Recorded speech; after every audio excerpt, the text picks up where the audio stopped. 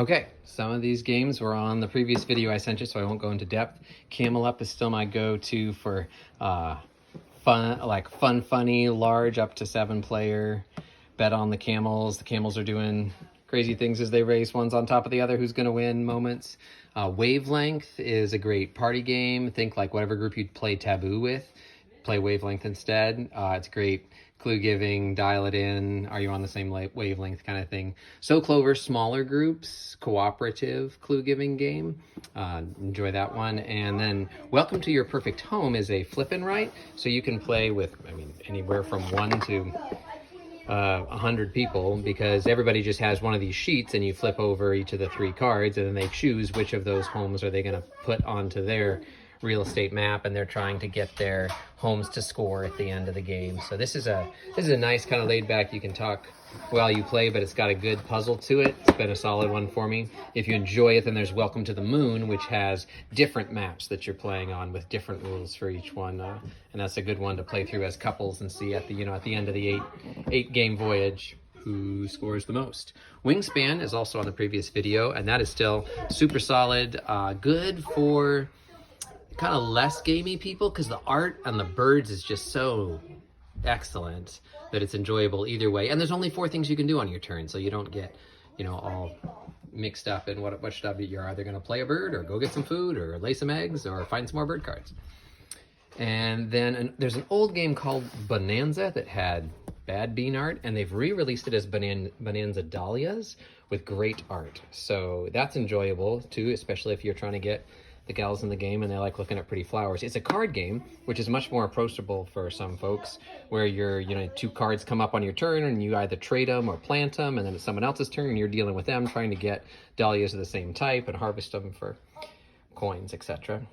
Another beautiful game, actually same art, Beth Sobel did both of these. This is Cascadia, and I have not seen a couple yet who played this and didn't enjoy it. It plays 4 people.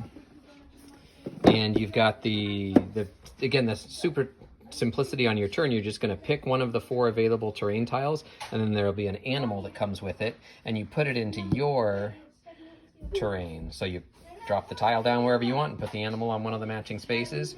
But there's this kind of double layer puzzle. There's I'm trying to get my terrain types to match. I don't have to, but it's more points if I do. And then I'm trying to get the animals to do what scores them points, and each animal scores points differently. So soft puzzle on a soft puzzle, very approachable, easy to teach, and beautiful art. Another great game to own is Between Two Castles of Mad King Ludwig. I enjoy this one because you talk to your neighbors quite a bit. It's, again, tiles, and you do have to learn how do all the 7 different tiles that can go into my castle score. But once you've learned that, on your turn you just pick 2 tiles. One of them you're going to put into the castle you're building with the player on your right, so you'll talk to them about what you're doing there. The other you put into the castle you're building with a player on your left. And at the end of the game, someone still wins, but your score is the lower of the 2 castles on your left and on your right. So you have to make sure you're working with both of your neighbors. So good talking and a nice puzzle. Very high level of replayability on that one. Last 2 recommendations. I don't have them in the house, so I'll have to show them to you here. This is Heat, Pedal to the Metal. I got this last Christmas and have played it quite a bit this year. If you enjoy the racing theme, this is a great one. It's not kind of 1960s F1, and you have all these different racetracks that you can race, and it's card playing. What gear are you in tells you how many cards you can play, and you can shift up and down. But if you go around the turns too fast, then you end up overheating your engine, and your car gets hard to drive. And yeah, it's good. It's fairly quick, just 2 laps around, but there's always some drama at the finish. So I think they did a nice job with Heat. If you like the theme, you'll like the mechanics. And the last one is Dorfromantik. This is actually, well, I think the name kind of lost something in translation from German, but this won the Spiel des Jahres, the game of the year, coveted. And it is a cooperative legacy style tile laying game, which means you're going to work together with the 4 people around the table. You're each taking turns laying tiles, trying to get the village to score the most points. And at the end of the game, if you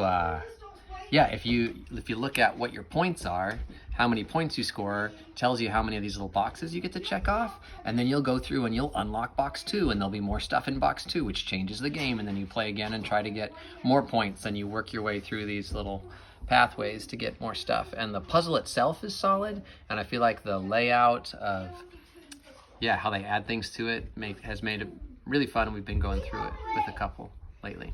So those are my recommendations for 2023.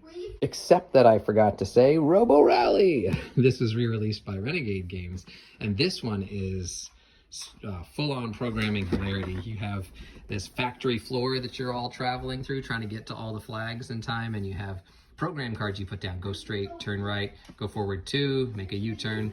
But as you do that, you're getting moved around, and you know where you're headed, so you know what these conveyor belts are going to do to you.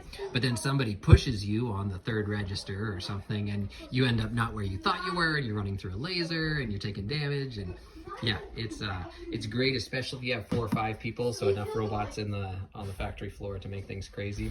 There's variable setups. There's lots of these different factory boards, and you can make it either a, just a medium long game, or you can have an epic game, depending how many flags you want to put on.